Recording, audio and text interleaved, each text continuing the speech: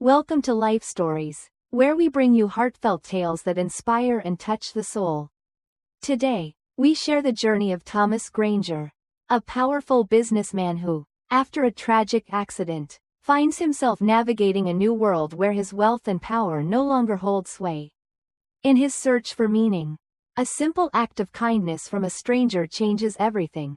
This story is about the power of compassion, the importance of human connection, and the profound lessons learned when life takes unexpected turns.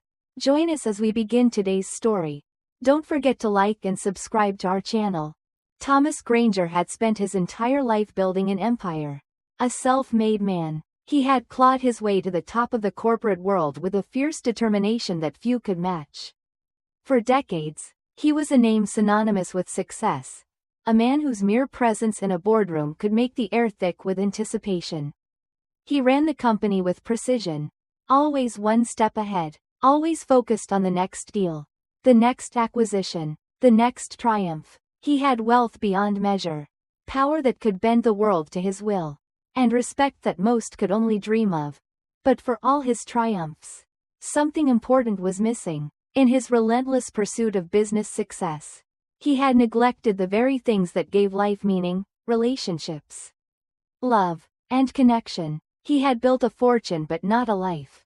There was no one to share his victories with, no one to console him when the days were long and the nights were cold. As the years passed, the gap between him and the people who worked for him grew wider. The board members, once colleagues, had become mere voices on the other end of a conference call. The staff, once devoted, had become nameless faces moving around him like the machines he used to command. His world was a busy whirlwind of meetings, conferences, and deals, but it was also an isolated one.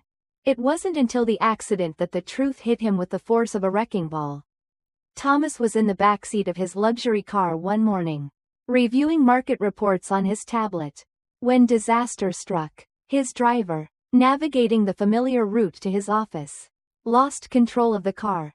In an instant, the world went black. There was the deafening screech of tires, the crunch of metal colliding with metal, and then silence. When he woke up, everything had changed. The doctors delivered their grim news. Thomas had suffered a spinal injury that left him paralyzed from the waist down. His once powerful legs, the same ones that had carried him across boardrooms and private jets, were now useless. He had lost the one thing that had defined him: control over his body.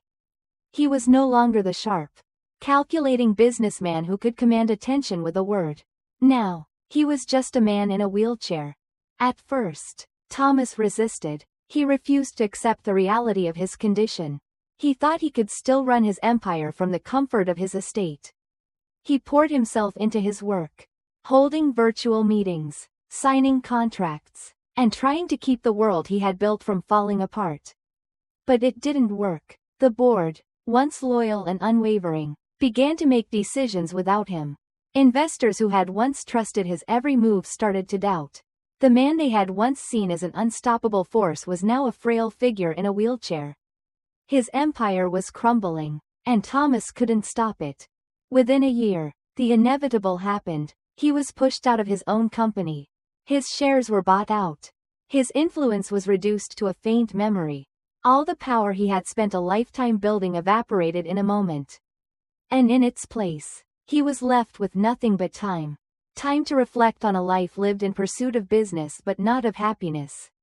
Time to see the people he had once called colleagues drift away, their calls growing less frequent, until they stopped altogether. And in that silence, Thomas came to a painful realization: he had built an empire, but he had never built a life. The nurses who came to assist him were efficient but detached, performing their duties with a clinical precision he had once admired in his employees. The household staff, though polite, never asked how he was or spoke to him beyond the necessary formalities. For the first time in his life, Thomas felt invisible. A man who had once commanded the attention of the world was now ignored by everyone except for those who needed to do their job. It was in this isolation, in this harsh new reality, that Thomas finally understood the true meaning of wealth. Wealth wasn't just measured in money or power. It wasn't about the luxury cars, the private jets, or the fancy meetings. It was about the people who cared for you, not because of what you could offer them, but because of who you were. And Thomas had spent decades building his fortune without ever building those connections. His empire, as impressive as it was hollow. One morning, as he sat by the window in his study, looking out at the world moving on without him, Thomas made a decision. He would no longer stay trapped in his grand estate, surrounded by the silence of his own making. He would leave. He would venture into the city alone, without his staff, without his driver, and without the carefully orchestrated routine that had once defined his existence. He needed to see what the world looked like now that he was no longer at its center. For the first time in months, Thomas left the comfort of his estate. He dressed simply in a button-down shirt and a light jacket. An effort to blend in with the world outside, though he was certain he would never truly fit in. As he wheeled himself down the long driveway, the cool morning air was a stark contrast to the controlled climate inside his home. The world seemed different now, alive and bustling, but it also felt foreign. For the first time in decades, Thomas felt like a stranger in his own city. The streets outside his gated estate were teeming with people. Mothers hurriedly guided their children across crosswalks. Shop owners were preparing for the day's business. And cars sped by, oblivious to the man in the wheelchair navigating the pavement. He had lived here for years, invested millions into the businesses. Yet now, he was just another face in the crowd. His destination was a high-end restaurant he used to frequent, a place where the best table was always reserved for him. He wanted to see if the restaurant still remembered him, if he would be treated with the same respect as before the accident. As he approached the entrance, a feeling of unfamiliarity settled over him. He had walked through these doors countless times. But now, as he maneuvered his wheelchair toward the grand double doors, something felt different. His wheelchair wheels caught on an uneven patch of pavement outside the door. He pushed forward, but the chair barely moved. Stuck. A line of patrons had formed behind him, their murmurs growing louder, impatience thick in the air. He could hear them sighing, checking their watches, shifting uncomfortably. Then, the restaurant manager appeared. Thomas recognized him instantly, a man who had once gone out of his way to ensure that Thomas's dining experience was flawless. But now, the manager didn't even glance at him with recognition. There was no warmth in his eyes, no respect, only irritation. "Sir, you're blocking the entrance," the manager said curtly, his voice laced with impatience. Thomas opened his mouth to explain, but before he could say anything, the manager stepped forward and gripped the handles of his wheelchair, forcibly pulling him away from the door. The action was abrupt, jarring, and the humiliation was immediate. The man who had once commanded admiration, the man who had been welcomed into this space, was now nothing more than an obstacle to be removed. "You need to move," the manager continued, his voice rising. "We have customers waiting." Thomas sat frozen for a moment, the sting of humiliation washing over him like a cold wave. He couldn't speak, couldn't move. He had once been the man who walked through these doors without a second thought. His table was always ready, his presence always welcomed, but now, he was just another nameless, invisible man in a wheelchair, ignored and dismissed. Without another word, he turned his chair away and left the restaurant, his hands gripping the wheels so tightly that his knuckles turned white.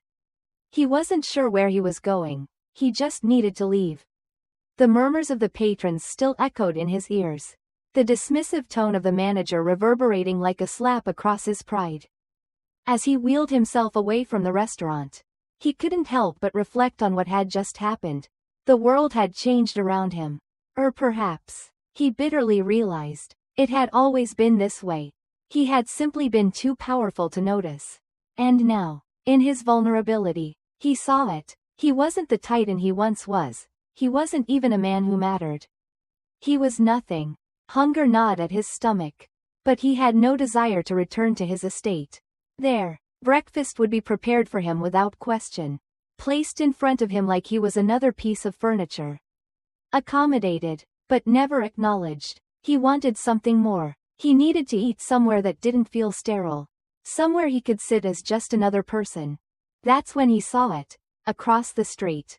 A small, unassuming diner. The sign above the door flickered. The neon letters barely visible. And the windows were fogged up with the heat of the kitchen inside. The place looked worn, but there was something about it that drew him in. It was nothing like the high-end restaurant he had just been turned away from. It was the kind of place he would have ignored in the past. But now, it felt like exactly what he needed. He turned his wheelchair toward the diner. But as soon as he reached the curb, he was reminded of just how difficult something as simple as crossing the street had become. The pavement sloped unevenly, and each push of the wheels felt like a battle against gravity. His arms strained with the effort. But the wheels resisted. Then, just when he thought he would give up, a voice broke through the frustration. "Need some help?" Thomas turned his head to see a young woman standing beside him. Her deep brown eyes looking at him with genuine concern. She wasn't wearing the crisp uniform of a corporate worker or the rushed attire of someone late for a meeting. Instead, she wore a simple blue button-down shirt and dark jeans. A name tag pinned to her chest. Emily, it read. Before he could respond or refuse, Emily had already stepped to his side. Her hands gently gripped the handles of his wheelchair, guiding him across the uneven pavement with surprising ease. She made it look effortless, as if helping a stranger navigate the streets was just another part of her routine. There was no impatience, no pity in her expression. Just a warm, steady kindness that surprised Thomas. For the first time in what felt like years, he didn't feel like an inconvenience. "It's tricky, huh? These sidewalks weren't made with wheelchairs in mind," Emily said, her tone unbothered, as if it were the most normal thing in the world to help someone in need. Thomas was taken aback, unsure of how to respond. He nodded quietly, both appreciative and embarrassed. He had been so used to people avoiding him, treating him like he didn't belong. But Emily didn't look at him that way. She didn't see his wheelchair or the condition that had robbed him of so much. She just saw him, a man who needed help. And she offered it without hesitation. "Thank you," Thomas murmured, his voice shaky. Emily smiled, not a forced or practiced smile, but one of warmth. "Well, you're in luck. I work at the diner right up ahead. I'll get you there," she said, maneuvering his wheelchair around the uneven curb with practiced skill. She guided him across the street. And for the first time since his accident, Thomas felt a sense of normalcy, of dignity restored. Emily didn't treat him like a fragile, pitiful figure. She treated him like a person. When they reached the front entrance of Ruby's diner, Emily opened the door for him, allowing him to roll inside at his own pace. The small bell above the door jingled as they entered, and Thomas was immediately enveloped in the smell of sizzling bacon and fresh coffee. The diner's interior was cozy and slightly worn, the kind of place that felt lived in, where people came not just to eat, but to exist. The atmosphere was nothing like the sterile, impersonal environment of the high-end restaurants he had frequented. Here, there was warmth and life. Emily guided him to a table near the window. "This okay?" she asked, a genuine concern in her voice. Thomas sat down slowly, realizing with a shock that this was the first time in years anyone had asked him where he wanted to sit. Instead of automatically assigning him the best table, the one reserved for the high-profile guests. "This is perfect," he replied softly, as he settled into the seat. He couldn't help but notice how different this place felt. It wasn't just the comfortable warmth of the diner, nor the smell of home-cooked food. It was the people, the quiet hum of normal life, the truck drivers, the young parents, the construction workers, all sitting together, enjoying a meal without the pressure of pretense. Emily returned with a menu. But before he could open it, she smiled knowingly. "First time here, huh?" she asked. Thomas chuckled, a small, genuine laugh that surprised even him. "That obvious?" he replied. "A little," she teased with a grin. "Well, let me make it easy for you. The best thing on the menu is the house special, eggs, bacon, toast, and a side of home fries. Simple, but it'll hit the spot. And trust me, The coffee here is better than anywhere else in town. Thomas hesitated, then nodded. That sounds good. Emily scribbled down his order, her movements smooth and confident. Before glancing back at him. Cream and sugar? Black, he answered. She gave him a thumbs up. Nice choice. I'll be right back. As Emily disappeared into the kitchen, Thomas sat back in his chair, taking in the scene around him. There was no tension in the air, no whispers about him. There were no eyes following his every move like he was some kind of spectacle. He was just another person. Another customer. For the first time in a long time, he felt what it was like to just be normal. To exist without the weight of expectation. He was no longer the powerful businessman who commanded rooms and boardrooms. He was simply a man enjoying a meal. And that, somehow, felt like a gift. As Thomas sat in the diner, savoring his meal and the warmth that surrounded him, he realized something profound. It wasn't the food that filled him, nor the comfort of the diner's simple charm. It was the kindness he had experienced. Emily hadn't seen him for his wealth or his past. She had only seen a person in need of help. In a world where people often sought something in return for kindness, her selflessness was a rare and precious gift. For the first time in years, Thomas felt something he had almost forgotten: hope. Later, as Emily returned to check on him, Thomas knew he could never repay her in the same way, but he could change the course of both their lives. It was then that he made the decision to offer Emily something she never expected: a chance at a new life.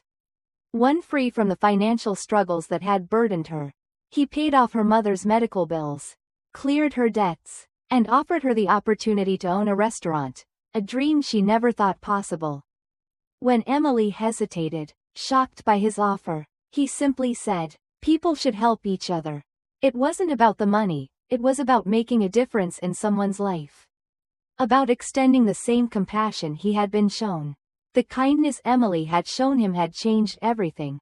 And now, it was his turn to do the same for her. Months later, Emily's kitchen opened its doors, filled with warmth, laughter, and the smell of delicious food.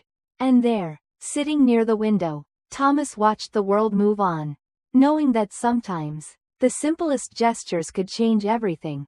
To follow more meaningful life stories, don't forget to like and subscribe to our channel. Stay tuned for more.